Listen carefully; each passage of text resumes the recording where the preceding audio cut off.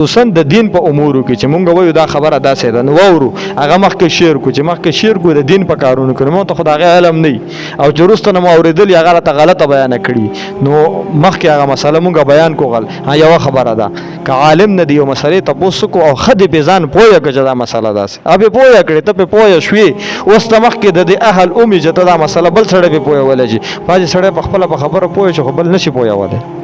باج سره مسله باندې عالم نه اوریدلی وي داغه الفاظ بل شان دی وي د په خپل الفاظو کې داغه چې مخکې نقل کوي نو د الفاظو سره پوره داغه مسلې صورت بدلیږي لکه تاسو ما بیګه مسله کوله چې طلاق قبل النکاح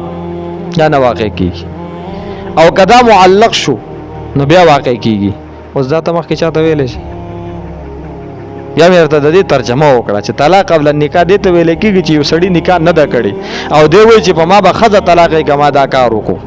اوس کده اوم کې نو خزه به نه طلاق کیږي او کده معلق کې کما دا کار وکړو او کله می نکاح وکړل نو په ما به خزه طلاق چې زې نکاح کوم نو دا یا د نکاح نورستا خزه پورې معلق کړل نو چې معلق کړل بیا واقع کیږي نو اوس په دې باندې یو سړی که خپوي نو بل سړی پوي